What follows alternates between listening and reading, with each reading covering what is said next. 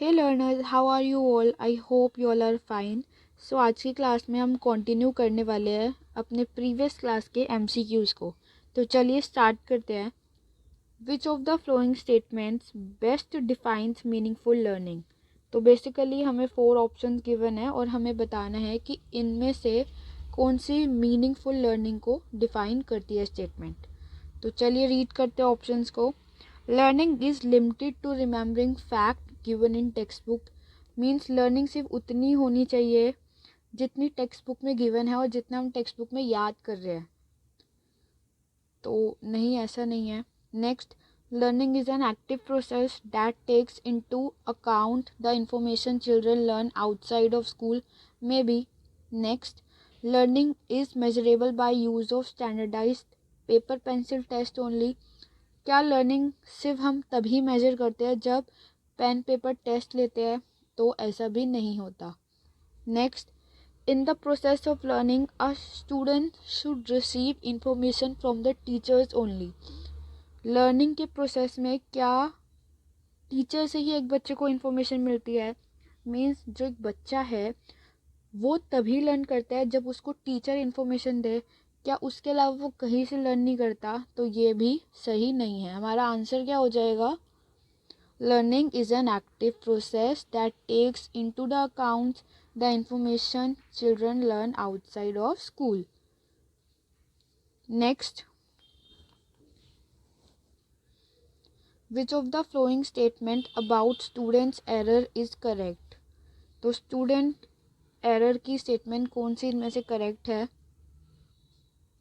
Errors help the teachers in labeling student as a weak or bright. Means error जो होते हैं बच्चों के वो टीचर की हेल्प करते हैं कि वो लेबल कर पाए कि ये बच्चा ब्राइट है पढ़ने में या दूसरा बच्चा वीक है। तो ऐसा कुछ नहीं होता।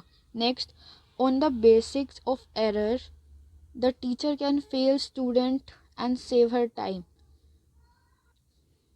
क्या एरर के बेसिस में टीचर फेल कर देती है एक बच्चे को? मीन्स कि बच्चा एरर करे और टीचर फेल कर दे ताकि उसको पूरा पेपर चेक ही ना करना पड़े और अपना टाइम वो बचा ले।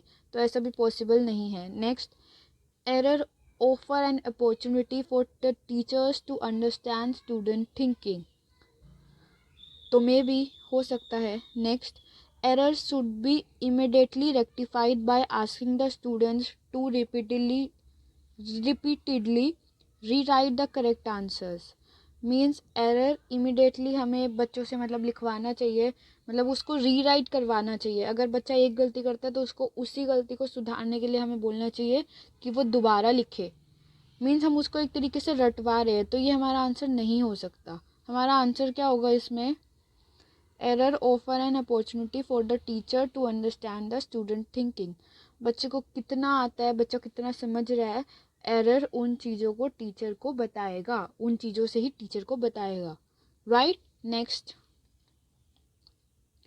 इन a progressive school the education imparted will make the children. तो प्रोग्रेसिव स्कूल के हिसाब से एजुकेशन कैसी मिलनी चाहिए बच्चों को? कैसे होते हैं बच्चे? Active explorers, active followers, passive followers. See, passive तो बच्चे होते ही नहीं। मैंने आपको बताया था कि प्रोग्रेसिव एजुकेशन में या प्रोग्रेसिव स्कूल में बच्चे हमेशा एक्टिव रहते हैं और हमेशा चाइल्ड सेंटर पे फोकस किया जाता है।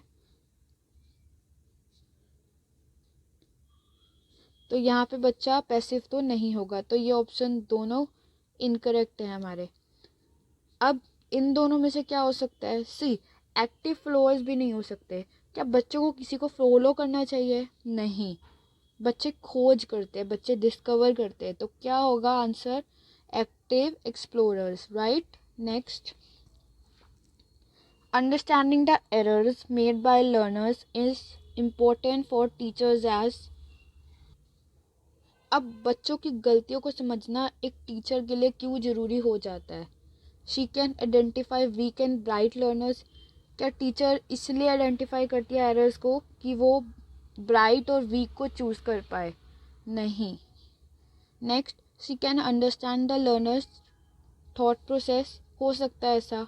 Next, she can inform parents about the learners carelessness. Means जो टीचर है वो बता पाए बच्चे के पेरेंट्स को कि ये आपका बच्चा तो केयरलेस है, वो नहीं पढ़ सकता क्योंकि उसने गलती कर दिया है, तो ऐसा भी कुछ नहीं होता। Next, she can segregate and rank the learners, वो रैंकिंग कर पाए लर्नर्स की और उनको अलग कर पाए, नहीं, तो ऐसा भी कुछ नहीं होता। क्या आंसर हो जाएगा हमारा? She can understand the learners thought process, ताकि वो समझ पाए कि बच्चा कैसा सोचता है। नेक्स्ट डिस्कस करते हैं,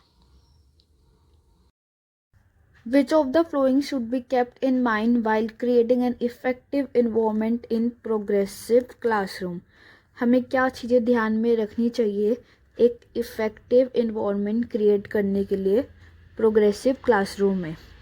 first, methods of arranging the material to encourage exploration, हो सकता है ways of supporting students in risk taking, हो सकता है ये भी।